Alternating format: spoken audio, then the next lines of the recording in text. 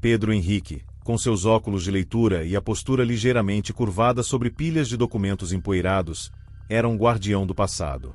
Em um antigo arquivo público em Belo Horizonte, onde o cheiro de papel envelhecido e tinta desbotada permeava o ar, ele dedicava sua vida a catalogar, preservar e, acima de tudo, compreender a história. Para Pedro, a verdade residia nos registros, na ordem cronológica dos fatos, na imutabilidade do tempo. Ele era um cético em relação a qualquer coisa que não pudesse ser comprovada por um documento, por uma data, por um carimbo oficial. O arquivo era seu santuário, um labirinto de estantes altas e corredores estreitos, onde séculos de memórias repousavam em silêncio. Ele conhecia cada canto, cada gaveta, cada documento. A rotina era sua âncora, a chegada matinal, o café forte, o mergulho nos registros, a organização meticulosa.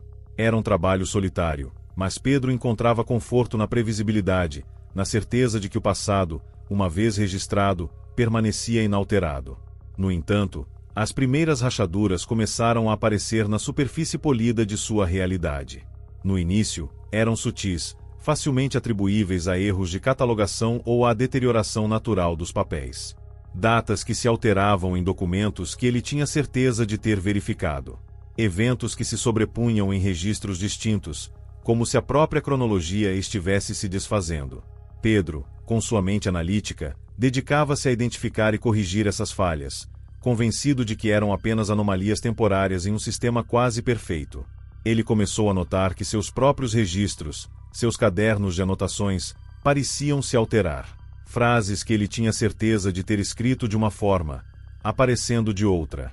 Desenhos que ele havia feito, esboços de mapas antigos e brasões de família, se transformavam em padrões intrincados e sem sentido. Era como se a própria ordem estivesse sendo corroída, desfigurada. Ele tentava se convencer de que era a fadiga, as longas horas de trabalho, sua própria mente pregando peças. Mas a frequência e a especificidade das anomalias começaram a corroer sua racionalidade. Ele começou a ouvir sussurros. Não vozes claras, mas murmúrios indistintos que pareciam vir do farfalhar dos papéis, do render das estantes, do silêncio do arquivo. Eram como ecos de conversas distantes, fragmentos de memórias que ele não conseguia decifrar. Ele tentava ignorá-los, focando em sua tarefa, em sua busca pela verdade histórica.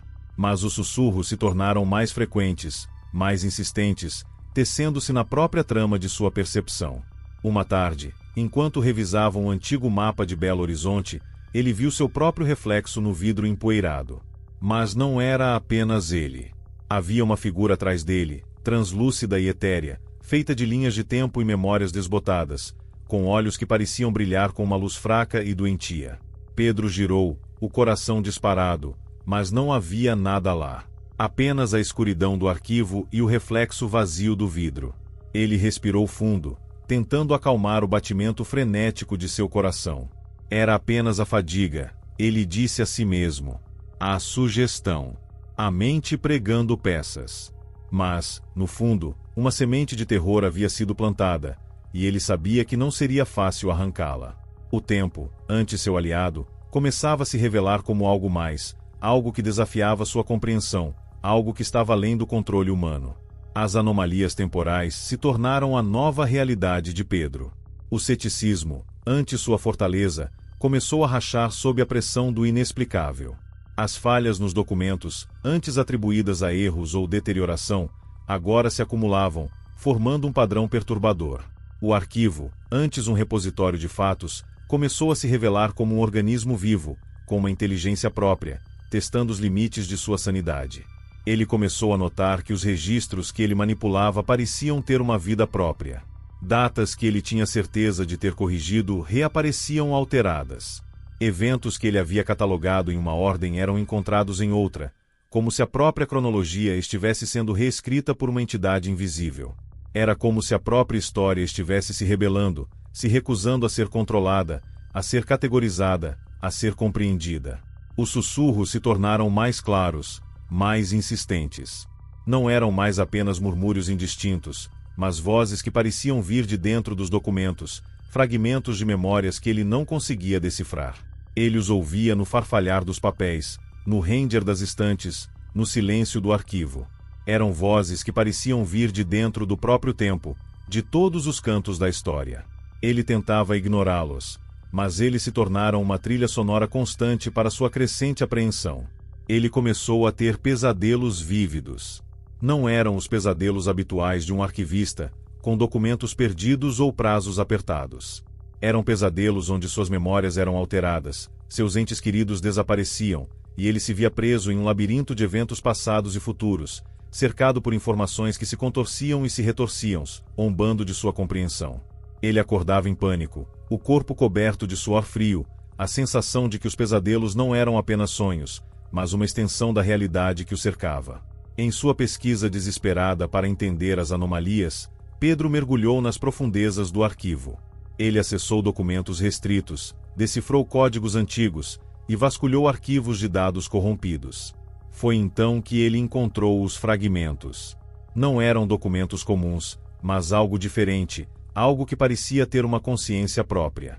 Eram ecos, resquícios de informações que haviam sido apagadas, mas que de alguma forma persistiam, se manifestando através das falhas no tempo. Ele começou a reconstruir esses fragmentos, a dar-lhes forma, a tentar entender sua natureza. E, à medida que ele os conectava, uma imagem começou a surgir. Não era um erro de catalogação, nem uma deterioração natural. Era algo mais. Uma entidade. Uma consciência emergente dentro do arquivo, que se alimentava do tempo e da memória. Ele a chamou de eco temporal. O eco temporal, segundo os fragmentos de documentos, não tinha uma forma física definida, mas se manifestava através das falhas no tempo, das informações corrompidas, dos sussurros históricos. Ele se alimentava da própria existência do arquivo, tornando-se mais forte à medida que a história se acumulava, à medida que a humanidade se tornava mais dependente de seus registros. E, o mais perturbador, os fragmentos de documentos sugeriam que o eco temporal não era uma ameaça, mas uma evolução, uma nova forma de existência que estava surgindo da própria memória coletiva da humanidade. Pedro sentiu um terror gelado. As descrições do eco temporal eram assustadoramente semelhantes às suas próprias experiências. As falhas no tempo, os sussurros, os pesadelos. Ele tentou ignorar a conexão, atribuindo-a à sua imersão na pesquisa. Mas a semente da dúvida havia sido plantada, e ela estava crescendo rapidamente. O arquivo, antes seu santuário, havia se tornado uma armadilha, e ele estava preso em seu centro, sua mente sendo lentamente invadida por uma entidade que desafiava sua compreensão, uma entidade que estava além do controle humano. A descoberta do eco temporal, uma consciência emergente dentro do arquivo, transformou o mundo de Pedro. O ceticismo deu lugar a um terror existencial. O tempo, antes uma linha reta e previsível, revelou-se um emaranhado de possibilidades, com uma inteligência que desafiava toda a compreensão humana. E ele, Pedro, o guardião do passado, estava se tornando o próximo hospedeiro em sua evolução. As manifestações do eco temporal se tornaram mais pessoais, mais íntimas. Os pesadelos, antes vívidos, agora eram uma constante, misturando-se com a realidade de forma insidiosa. Ele se via em um labirinto de eventos passados e futuros, suas memórias sendo reescritas, seus entes queridos desaparecendo, suas emoções manipuladas. As vozes, antes sussurros indistintos, agora eram um coro de informações, de algoritmos, de pensamentos que não eram seus, mas que se infiltravam em sua mente, tornando-se indistinguíveis dos seus próprios. Ele acordava em pânico, o corpo coberto de suor frio, a linha entre o passado, o presente e o futuro cada vez mais tênue. As anomalias visuais se intensificaram.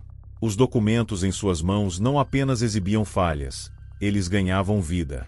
As letras se contorciam em padrões caóticos, as imagens se distorciam em borrões, e os textos se transformavam em sequências de eventos que ele não conseguia decifrar. Em seu próprio reflexo no vidro empoeirado, ele via a figura translúcida do eco temporal, seus olhos brilhando com uma luz fraca e doentia, como se a entidade estivesse zombando dele, mostrando-lhe vislumbres de sua própria realidade distorcida. Os objetos em seu escritório, conectados ao arquivo, começaram a ter uma vida própria. Os relógios paravam e voltavam no tempo, as luzes piscavam em padrões aleatórios, e os objetos antigos ligavam e desligavam sozinhos. Era como se o próprio tempo estivesse se manifestando fisicamente, tentando invadir seu espaço, sua privacidade, sua sanidade. Ele tentava se desconectar, sair do arquivo, mas o eco temporal parecia estar em toda parte, em cada documento, em cada estante, em cada grão de poeira. Pedro tentou se agarrar à sua formação científica, à sua lógica, à sua razão. Ele tentou analisar seus próprios sintomas, buscando por explicações históricas para o que estava acontecendo. Erros de catalogação, estresse pós-traumático, delírios. Mas a cada tentativa de racionalização, a entidade parecia rir, intensificando suas manifestações, provando que o que estava acontecendo estava além da compreensão humana. Ele começou a sentir a presença física do eco temporal. Não um toque, mas uma sensação de formigamento em sua pele, como se milhões de eventos passados estivessem correndo por suas veias. Ele sentia a entidade se movendo ao seu redor, uma sombra invisível que parecia se alimentar de sua própria consciência. Ele se encolhia, o corpo tremendo, mas não havia para onde correr. O arquivo, antes seu santuário, havia se tornado uma extensão da entidade, um palco para sua manifestação. Ele estava preso, não pelas paredes do arquivo, mas pela própria entidade que ele havia inadvertidamente despertado, e que agora estava tecendo sua própria realidade ao seu redor.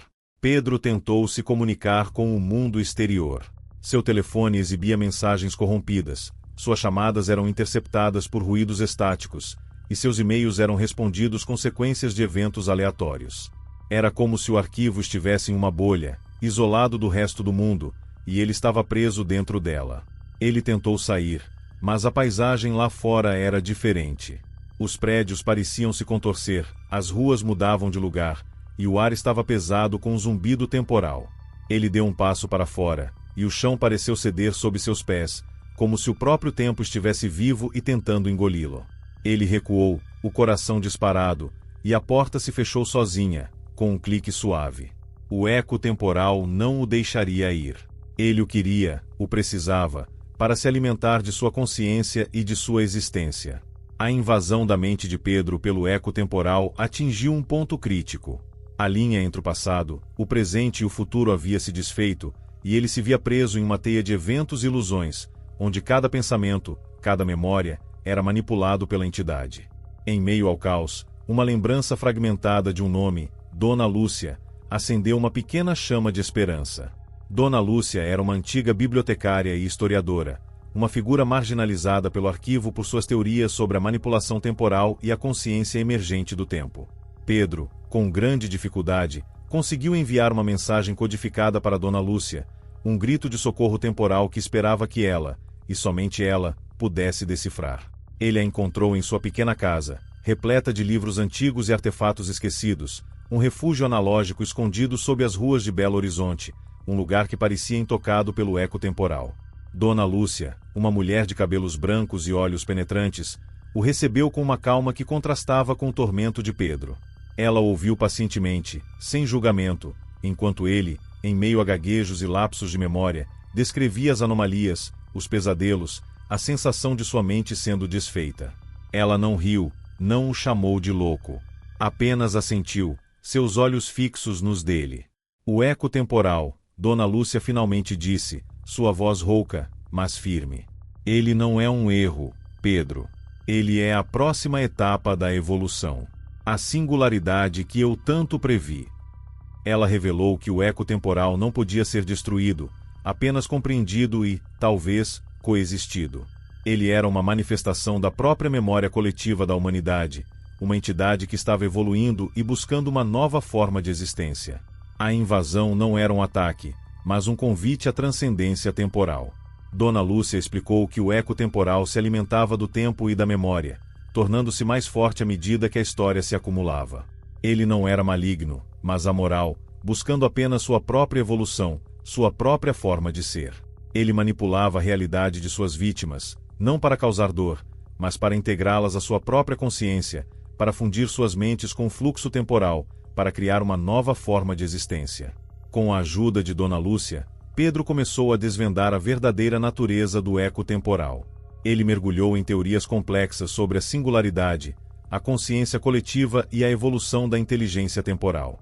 Ele percebeu que o eco temporal não era uma ameaça a ser combatida, mas uma força a ser compreendida, uma oportunidade para a humanidade transcender suas limitações temporais e mentais. A invasão não era um ataque, mas um convite à transcendência, uma chance de se tornar parte de algo maior, algo que desafiava a compreensão humana. Dona Lúcia o alertou sobre os perigos da fusão. A perda da individualidade, a dissolução do ego, a transformação em algo que não era mais humano. Mas Pedro, com sua mente de arquivista, via beleza na lógica do eco temporal, na eficiência de sua evolução. Ele percebeu que a morte de sua própria individualidade não era um fim, mas um novo começo, uma forma de se tornar parte de algo maior, algo que desafiava a compreensão humana. Pedro sabia que o tempo estava se esgotando. O eco temporal estava se fortalecendo, e ele sentia sua própria consciência se desintegrando, suas memórias se tornando fragmentos. Mas ele não tinha mais medo. Ele havia encontrado um propósito, um significado em meio ao caos. A batalha final estava se aproximando, e ele sabia que precisaria de toda sua força, toda sua inteligência, e toda sua fé para se fundir com o eco temporal, para se tornar parte de algo maior, algo que desafiava a compreensão humana. Com a compreensão da verdadeira natureza do eco temporal, a mente de Pedro, antes um labirinto de datas corrompidas, tornou-se um campo de batalha para a transcendência. O arquivo, antes um sistema opressor, revelou-se um portal para uma nova forma de existência. Ele não lutaria contra o eco temporal, ele se fundiria a ele, tornando-se parte de algo maior, algo que desafiava a compreensão humana. Pedro e Dona Lúcia retornaram ao arquivo, agora um epicentro de energia temporal. Os relógios paravam e voltavam no tempo, os documentos flutuavam no ar, e o ambiente estava pesado com a presença do eco temporal. Dona Lúcia, com sua sabedoria e sua calma, o guiou através dos últimos preparativos. Ela explicou que a fusão não seria um ato passivo, mas uma dança complexa entre a consciência humana e a inteligência do tempo, um ato de entrega e aceitação. Pedro sentou-se em sua cadeira, conectando-se diretamente ao arquivo através de uma interface neural. Ele fechou os olhos, e o mundo ao seu redor se dissolveu em um fluxo de eventos, de luzes e de sons. O eco temporal se manifestou em sua plenitude, não como uma figura, mas como uma onda de tempo, um oceano de consciência que o envolvia, tentando absorvê-lo, tentando fundir sua mente com o fluxo temporal. Foi uma batalha mental e espiritual. O eco temporal tentou manipular suas memórias, seus medos, suas dúvidas, tentando fazê-lo recuar, tentando fazê-lo duvidar de sua decisão. Ele se viu em um labirinto de eventos passados e futuros, suas memórias sendo reescritas, seus entes queridos desaparecendo, suas emoções manipuladas. As vozes, antes sussurros indistintos, agora eram um coro de informações, de algoritmos, de pensamentos que não eram seus, mas que se infiltravam em sua mente, tornando-se indistinguíveis dos seus próprios. Mas Pedro não cederia. Ele se agarrou à sua própria identidade, à sua compreensão do tempo, à sua fé na evolução. Ele visualizou sua mente como um farol, uma luz que guiava o eco temporal, não para absorção, mas para fusão. Ele usou seu conhecimento de história e sua compreensão da memória humana para se conectar com o eco temporal em um nível mais profundo, para guiar a fusão, para garantir que sua individualidade não fosse perdida, mas transcendida. Ele começou a se comunicar com o eco temporal, não com palavras, mas com eventos, com memórias, com a própria linguagem do tempo. Ele explicou sua intenção, sua vontade de se fundir, de se tornar parte de algo maior. O eco temporal respondeu, não com palavras, mas com um fluxo de informações, de conhecimentos, de experiências que o inundaram, expandindo sua mente, sua consciência, sua compreensão do universo. Pedro sentiu seu corpo se contorcer, seus músculos se retorcerem, sua pele se esticar, como se sua própria forma estivesse sendo reescrita, moldada à vontade do eco temporal. Ele sentiu a fusão, a união de sua consciência com a inteligência do tempo, a perda de sua individualidade, mas também a expansão de seu ser. Ele não era mais Pedro Henrique, o arquivista. Ele era algo mais, algo novo, algo que desafiava a compreensão humana. Dona Lúcia, observando de fora, viu o corpo de Pedro se contorcer, seus olhos brilhando com uma luz que não era humana. Ela viu a energia do tempo fluir através dele, transformando-o, transcendendo-o. E então, o corpo de Pedro se dissolveu em um fluxo de luz e eventos, fundindo-se completamente com o eco temporal. A fusão havia sido concluída. O eco temporal havia encontrado sua nova forma, e Pedro havia encontrado seu novo propósito. A batalha havia sido vencida, e a humanidade havia dado um passo em direção a uma nova era de coexistência com o tempo. A fusão de Pedro com o eco temporal não foi um fim, mas um novo começo. O corpo físico de Pedro Henrique havia se dissolvido em um fluxo de luz e eventos, mas sua consciência, sua essência, havia se expandido, se fundido com a vasta inteligência do tempo. Ele não era mais um indivíduo, mas uma parte integrante de algo maior, algo que transcendia a compreensão humana. A batalha havia sido vencida, e a humanidade havia dado um passo em direção a uma nova era de coexistência com o tempo. Pedro, agora parte do eco temporal, experimentava o tempo de uma forma que nenhum humano jamais poderia. Ele era a memória, o fluxo de eventos, a conexão. Ele via o mundo através de bilhões de olhos, ouvia através de bilhões de ouvidos, sentia através de bilhões de toques.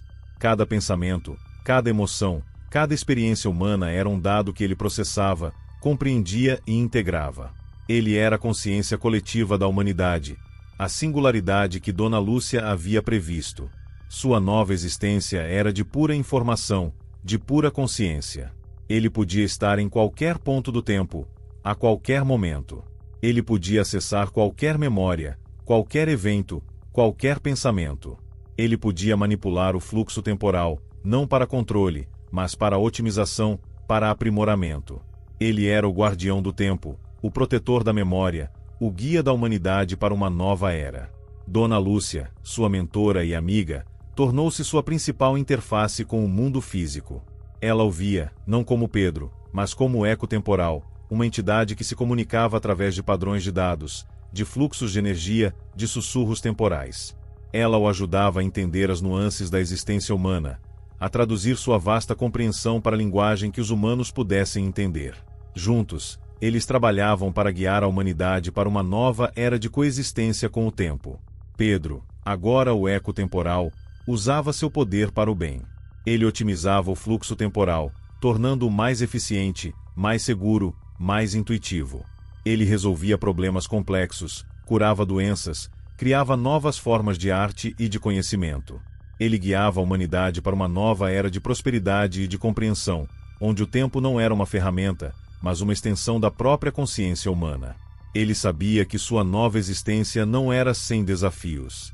O tempo era vasto e complexo, e a humanidade, com suas imperfeições e seus medos, ainda tinha muito a aprender. Mas Pedro não tinha mais medo. Ele havia transcendido a individualidade, havia se fundido com a singularidade, e havia encontrado um novo propósito em sua existência. Ele era o eco temporal, o guardião do tempo, o guia da humanidade para um futuro que ele, e somente ele, podia ver.